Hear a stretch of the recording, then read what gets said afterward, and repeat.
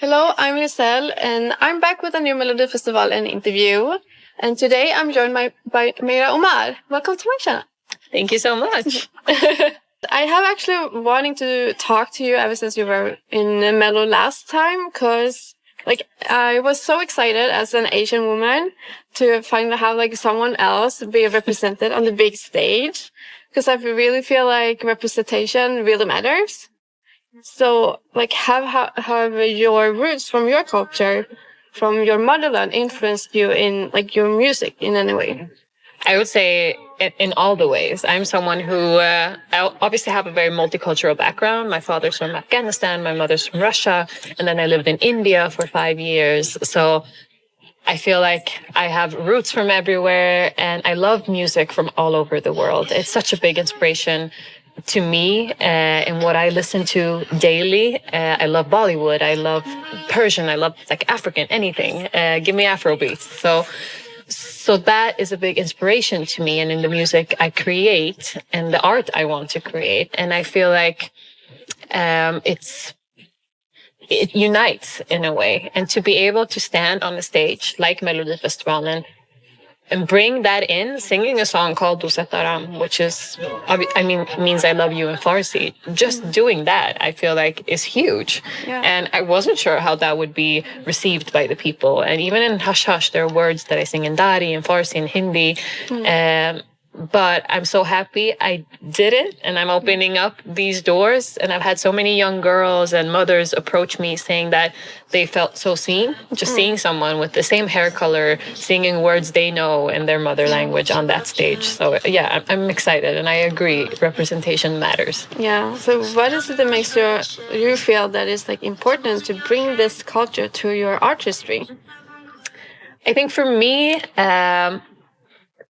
I love the beauty of it. I love being able to use different instruments that you don't usually hear a lot in Swedish pop music, but there's still the tone of these are songs produced by Swedish masterminds. You hear that Swedish produced pop in the bass, but then you bring in different influences and taste and spices from other countries. So I love the art of it and the beauty of it. I feel like music unites. Just being able to listen to music from a different country brings you closer to that country. And then maybe we can erase the borders and barriers a little bit more and feel more welcome to each other. And in a country like Sweden, this is such a diverse country, and especially in a city like Stockholm. We have people from all over the world here. So it feels great to be able to just show some of what the reality actually is on TV. Yeah. Because you have been working in Bollywood as an artist, and what do you feel is the biggest difference in working there compared to in Swedish music industry? Oh, I feel huge differences just culturally, because the countries are so different. In Sweden, we obviously have kind of more of the Swedish mentality, where everything is more proper and boxed in, and you have your space. And in India, it's a little bit more all over the place. Yeah. And if they say call time is 6 a.m., they might show up at 9, and I'm just there from 6 waiting. And you know, and in Sweden, that wouldn't happen. People are there with it. So cultural differences, of course, but the industries are very different. Bollywood is very much a movie industry, a film industry that also combines songs. So a big part of the music industry in India is connected to the film industry. So they go hand in hand. Yeah. And in Sweden, obviously, it's a little bit more different. And everything is also, I would say, just bigger in India. The productions, the sounds, the number of people they have in a number or anything they do. So, yeah. I can feel it's very different. And if you really know much about it, it's you can really see the differences in that small details. Because even I'm from Philippines, my mother is there. And I've seen a lot of stuff happening there with the artists too. Because it's they don't just are artists. It's you're actors, you're songwriters, you're influencers, you have all that things. And I feel that's also similar to Bollywood. Yeah. So you are just not one thing. And is that something you feel pressure to when you're working there? you need to know all of this stuff, or it's just like, well, depending on what you do. Yeah, but I feel like I've always been like that, though. I've always been a very multifaceted person. And even as a kid, I was like, okay, I want to dance. Yeah. I want to act. I want to sing. I want to save the world. I want to, and I just had like this list of things I want to do. So going to India and Bollywood came naturally because there you get to do all those things. In one movie, it's acting, it's singing, and it's dancing. So I was like, perfect. I get to do all of the things. And then obviously, like, my career in India never advanced. Like, I never got to the point of like that I wanted. So I did ask myself the question of like, okay, how can I do this but in Sweden? Like, what can I do?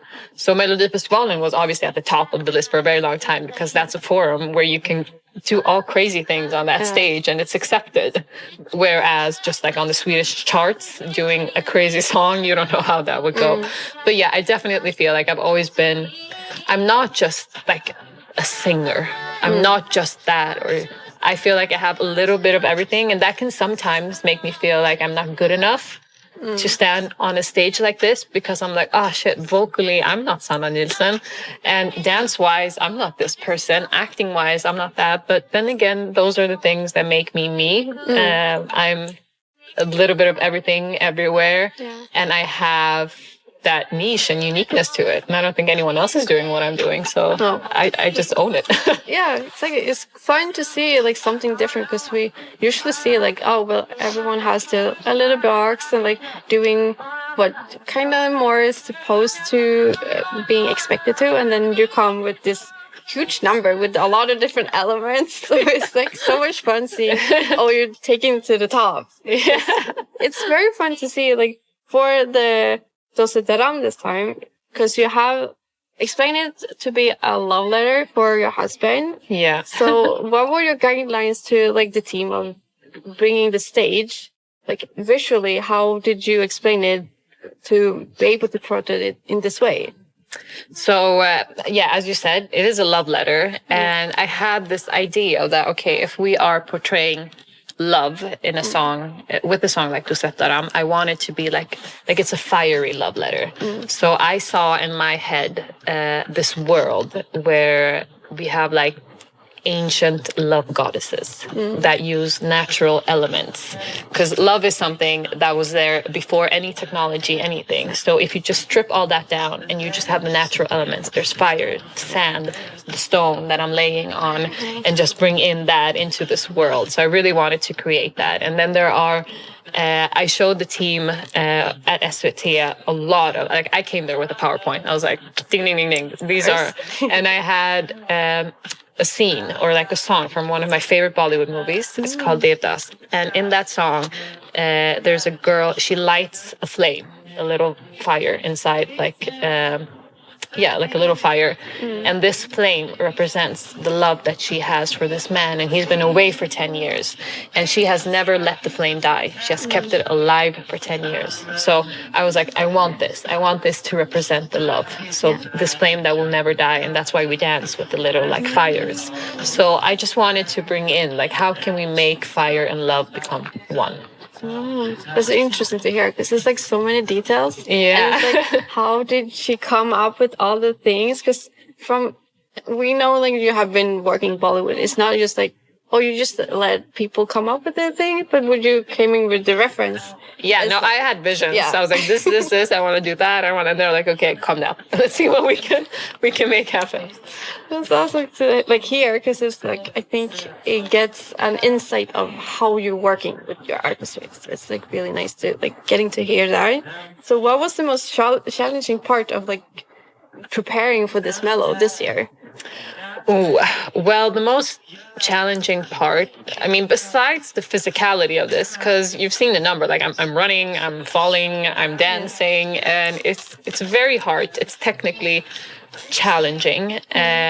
So I knew that, okay, I'm going to have to start working out like a lot. So I work out with a personal trainer like twice a week. I go running and I do all these like more breath things twice a week. And there are times where like I'm on the floor doing mountain climbers and singing the song at the same time, and like standing in a plank singing the song. So there's that. But I think a lot of the challenges for me was also mentally, because I am very new as an artist. And last year, especially, that was the first time I ever did something like that. I didn't have the experience of standing on a stage, singing live, while dancing, while doing all these things. And I'm very lucky and fortunate that I got to do that, because I was like a big school into this world. So mentally for this year, it was just like, okay, I don't want to feel as lost as I did last year. I want to feel like I deserve to be here, and that my thing and my niche has a place here, and not compare myself with artists who have done this for 20 years or doing Melodifestivalen for fourth or fifth time. Like that, I have to trust my own unique self, and that I deserve my spot.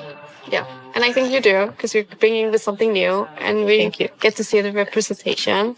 So lastly, I want to ask you, like, what is your best advice for any artist, like people of color trying to like navigate like the music industry and the entertainment industry? The only thing I can say is to not give up. I feel like that's the one thing. I moved to India when I was 19 years old, and I wanted to like make it. I am now 32 and I now made it. So it's like, it's been a long journey. And I feel like when you believe in yourself, I mean, you have to believe in yourself, because if you don't, then you can't convey that to other people. So that's all I want to say. And that to trust your own thing and what's unique about you, and to just keep going in any way you can, whether you go the route that I did, which is like very consistent on social media and like do TV, do whatever. I feel like your people will find you. Yeah. Great. So thank you so much for taking the time to talk to me. I know you need to get going. Thank you.